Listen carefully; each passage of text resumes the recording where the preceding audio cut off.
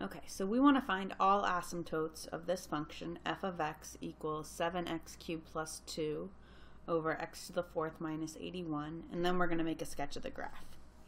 Okay, now to find horizontal asymptotes,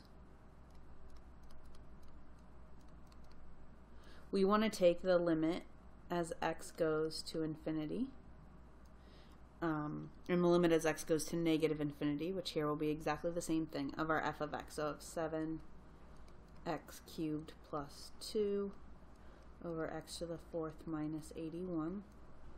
Now remember, to take the limit as x goes to infinity, we're going to divide everything by the highest power of x in the denominator, so we're going to divide everything by x to the fourth.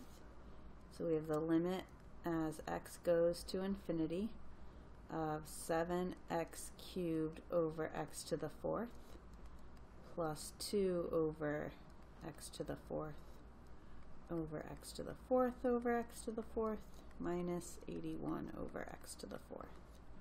Now if we want to clean this up just a little bit, we can simplify each of our terms. So we'd have 7 over x plus 2 over x to the fourth over 1 minus 81 over x to the fourth. And we know that each of the terms that still has an x in the denominator is going to go to 0. So our limit, we get 0 over 1, which is 0. So that means our horizontal asymptotes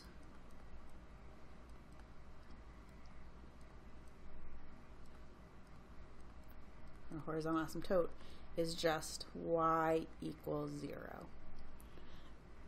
Okay, next we need to find our vertical asymptotes, and that's going to be where the limit, or some of the one-sided limits, are going to infinity or negative infinity.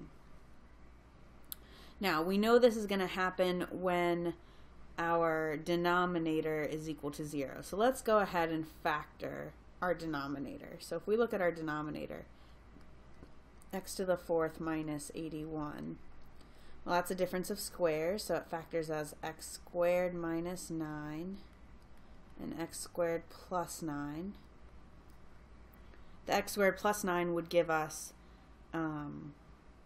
imaginary zeros, but x squared minus 9 is x minus 3 times x plus 3. So we see that our denominator is going to be 0 at x equals 3 and x equals negative 3. And if we want to show that we will have infinite limits there, and kind of to make it a little shorter, so let's put our function in here.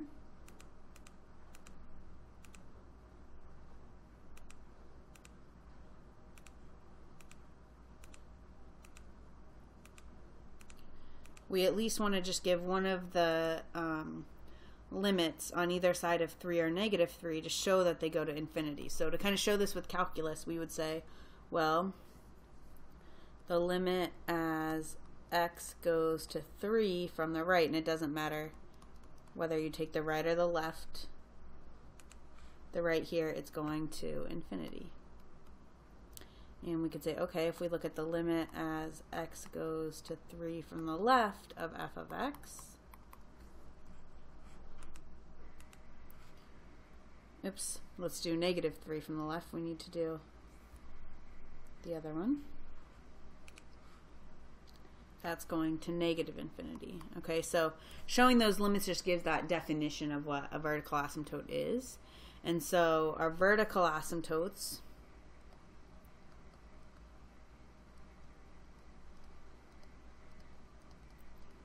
are at 3 and negative 3. So we have our horizontal asymptote, our vertical asymptotes.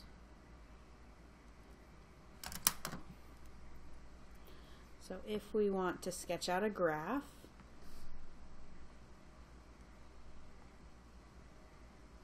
okay, and let's go ahead and put our asymptote, well, let me give some tick marks.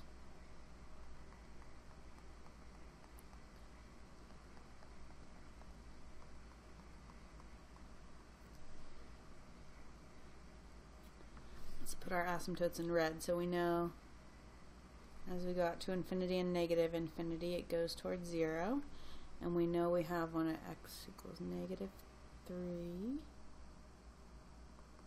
x equals 3. Okay. So we can also find any place where it crosses the x-axis, which would be where the numerator is equal to 0. So if we set the numerator 7x cubed plus 2 equal to 0, we'd get x cubed equals negative 2/7. So x would be the cube root of negative 2/7, which would be something between 0 and negative 1. Okay, and when we plug in 0, we get 2 over negative 81, so that would be our y-intercept. Okay, now, we know when we're coming to 3 from the right, it's going up to infinity. So we know we're going like this, and then we know it's coming down and going toward 0. If we had checked the left-handed limit at 3, it's going toward negative infinity, and like this, and then the graph goes, we've got that. If we check the the right-handed limit as x goes to negative 3, it's going up to positive infinity. We have that this limit is going to negative infinity, and we know it's going there, and we can check our graph and see that that's very close to what we got. Okay, so by using the limits as x goes to infinity, or finding where are your limits equal to infinity, and then by checking some simple things like the x-intercepts, the y-intercepts, you can sketch a graph.